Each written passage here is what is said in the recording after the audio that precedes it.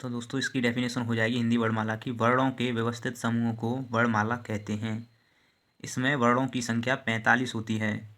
जी हाँ दोस्तों, वर्णों की संख्या 45 होती है। अ से ह तक ये वर्ण आते हैं हिंदी वर्णमाला में। और संस्कृत वर्णमाला में एक और स्वर होता है जिसे ऋषि कहते हैं। यदि अगर आपसे क्वेश्चन पूछ ले कि संस्कृत वर्णमाला में कितने अक्षर होते हैं, तो 46 होते हैं दोस्तों। और पूछ ले हिंदी वर्णमाला में कितने अक्षर होते हैं, तो 45।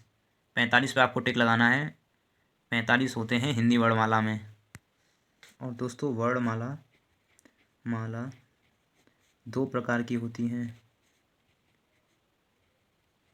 वर्णमाला के दो भेद होते हैं या प्रकार होते हैं, प्रकार या भेद होते हैं।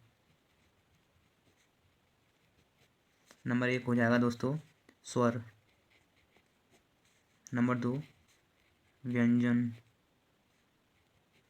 ठीक है दोस्तों, पहली हेडिंग डालेंगे हम स्वर।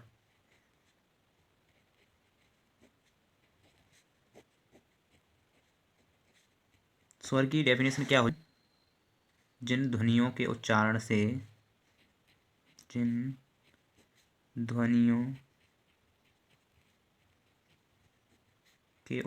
से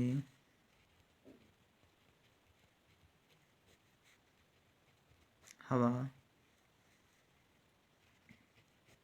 मुख विवर से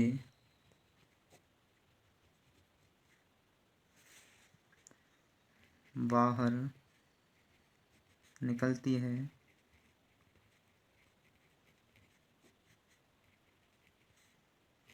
उन्हें स्वर कहते हैं। जैसे दोस्तों अ आ, छोटी ई और बड़ी ई, छोटा ऊ, बड़ा ऊ, छोटी ए, बड़ी ए, छोटा ओ, बड़ा ओ। यस दोस्तों, इतने ही स्वर होते हैं। आप सोच रहे होंगे छोटी अंग और बड़ी अंग मैंने इसमें क्यों नहीं लिखी, छोटी और नहीं काउंट होते हैं। और ये हमारे स्वर दो प्रकार के होते हैं। स्वर दो प्रकार के होते हैं। स्वर दो प्रकार के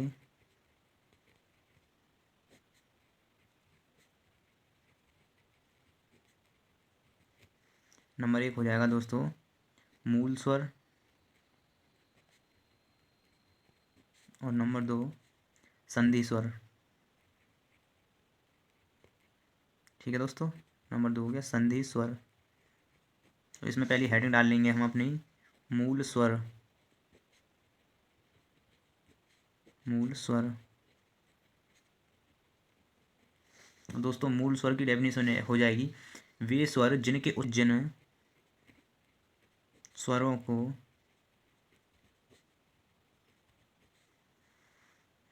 बोलने में ज़्यादा समय नहीं लगता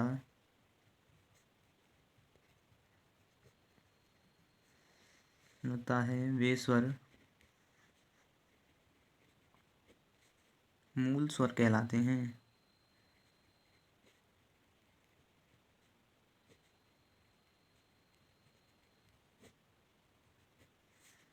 जैसे दोस्तों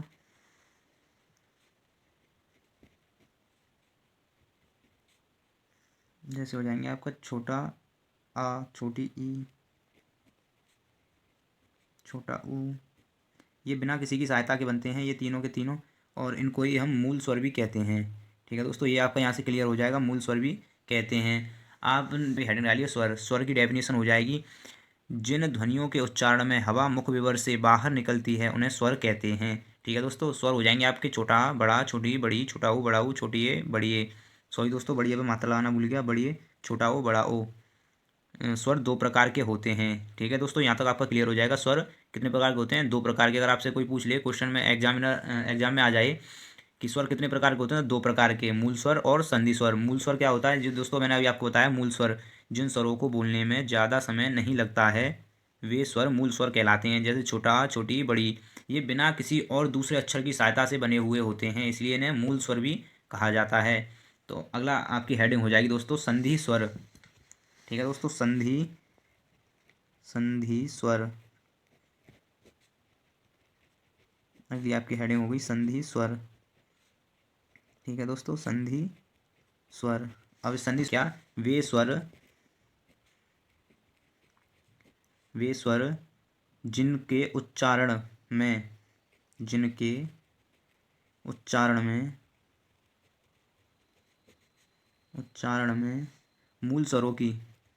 मूल स्वर दोस्तों अभी आपका क्लियर हो गया। मूल स्वर क्या है, छोटा छोटी बड़ी, छोटा आ छोटी और छोटा ऊ, इन्हीं की सहायता लेनी पड़ती है इनमें। वे स्वर जिनके उच्चारण में मूल स्वरों की सहायता ली जाती है, स्वरों की सहायता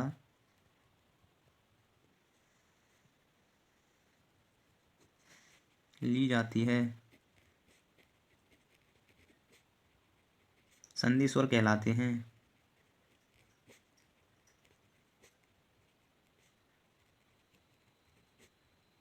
जी हाँ दोस्तों, आपका संधि स्वर भी क्लियर हो गया। और ये दो प्रकार के होते हैं संधि स्वर भी। नंबर एक, संधि स्वर दो प्रकार के होते हैं। संधि स्वर दो प्रकार के होते हैं।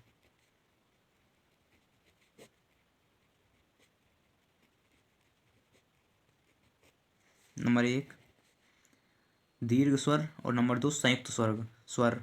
नंबर एक, दीर्घ स्वर। नंबर दो, संयुक्त स्वर। ठीक है दोस्तों, यहाँ तक आपका क्लियर हो जाएगा। स्वर कितने, संधि स्वर कितने प्रकार के होते हैं, दो प्रकार के। पहला हो जाएगा दीर्घ स्वर, दूसरा हो जाएगा संयुक्त स्वर। ठीक है, हमने अभी इसमें भी हम हेडिंग डालेंगे दीर्घ स्वर। जी हाँ दोस्तों, दीर्घ स्वर अगली हेडिंग हो जाएगी अपनी, दीर्घ स्वर। तो दोस्तों अपनी अगली हेडिंग हो गई दीर्घ स्वर।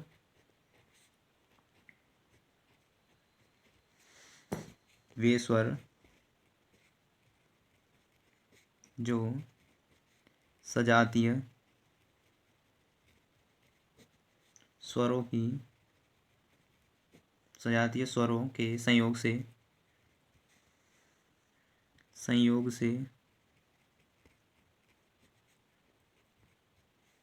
संयोग से निर्मित या मिलकर बने हैं, निर्मित हुए हैं, दीर्घ स्वर कहलाते हैं।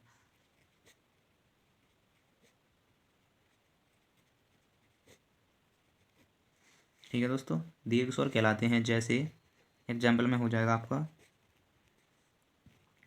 अ प्लस अ इजकल टू, और ई प्लस ई इजकल टू, ऊ प्लस ऊ इजकल टू।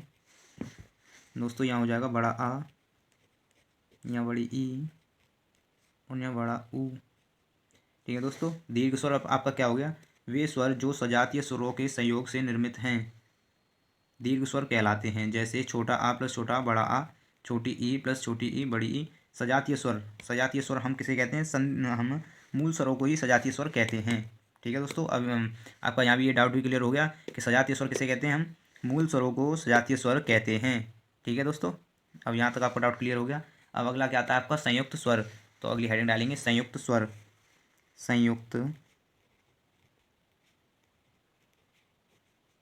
स्वर, ये हो जाएगा आपका संयुक्त स्वर। संयुक्त स्वर हैं वे स्वर जो सजातीय नहीं विजातीय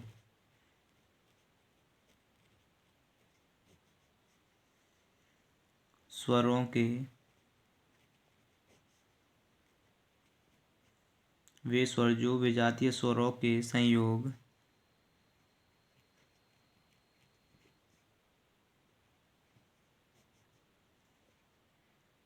से निर्मित हैं,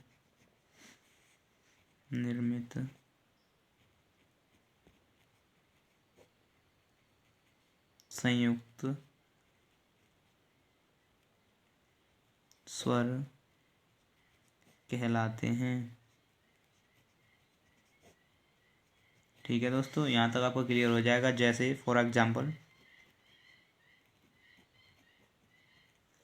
आपका जैसे में आ जाएगा विजातीय, मतलब अलग अलग जाति के।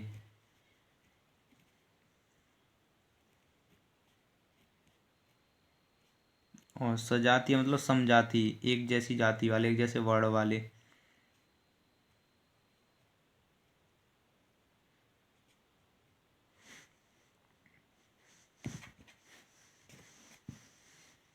दोस्तों ये हो जाएगा आपका ए, बड़ी ए,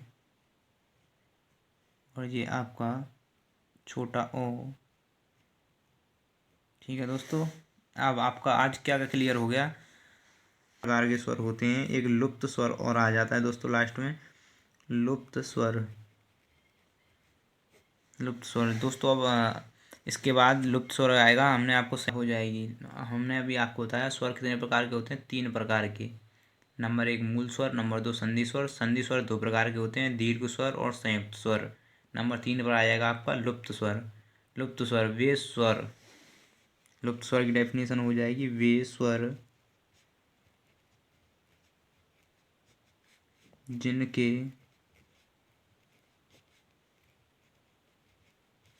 उच्चारण में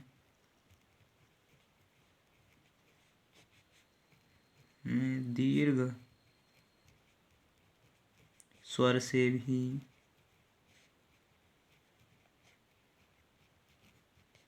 अधिक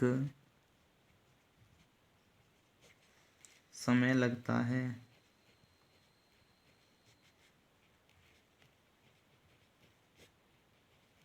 दीर्घ स्वर कहलाते हैं, सॉरी दोस्तों, लुप्त स्वर कहलाते हैं। लुप्त स्वर कहलाते हैं।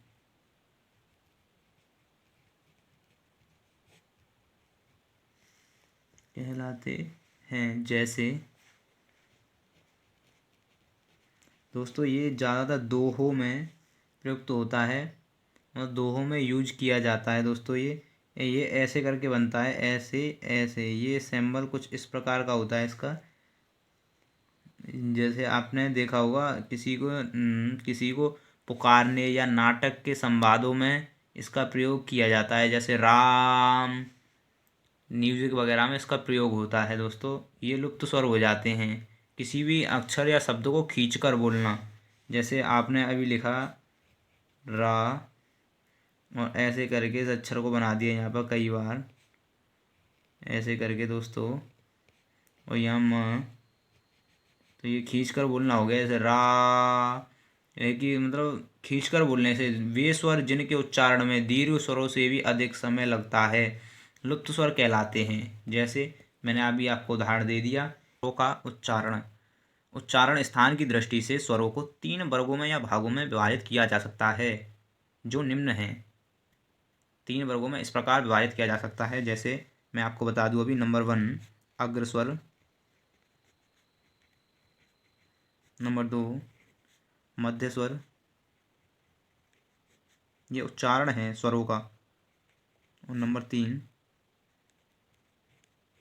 पश्च स्वर।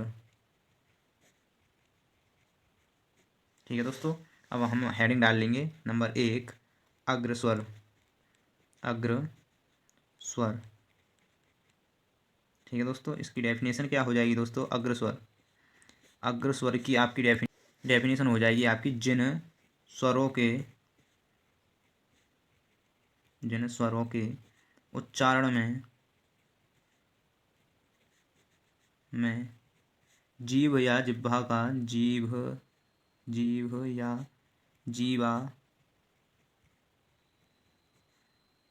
का अगला हिस्सा, जीभ या जिह्वा का अगला हिस्सा या अग्रभाग, अगला हिस्सा या अग्रभाग ऊपर उठता है, अग्र स्वर कहलाते हैं।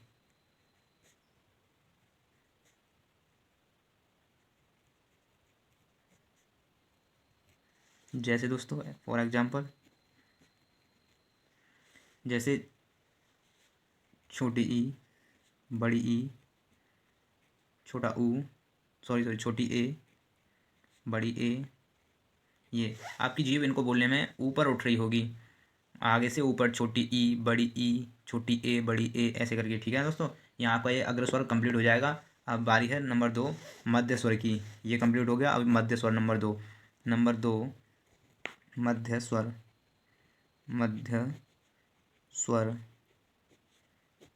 मध्य स्वर।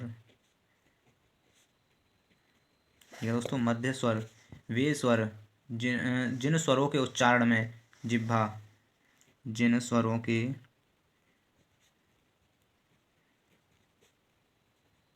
उच्चारण में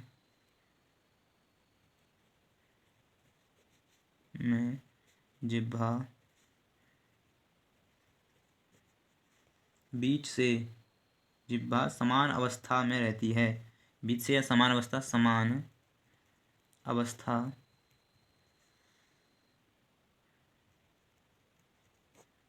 में रहती है,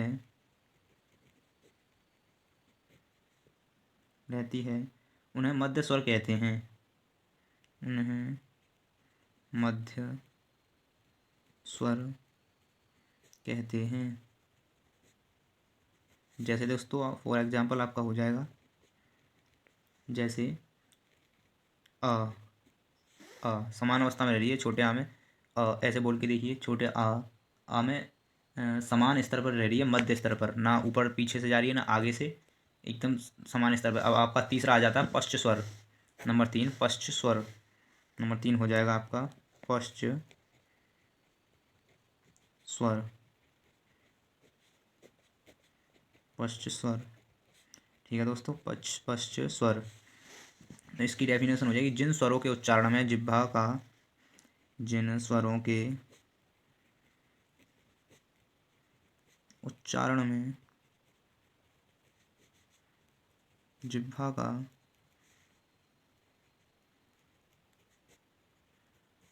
पश्च भाग, पश्च या पिछला भाग, पिछला भाग, पश्च या पिछला भाग, जिन स्वरों के उच्चारण में जिह्वा का पश्च या पिछला भाग ऊपर उठता है,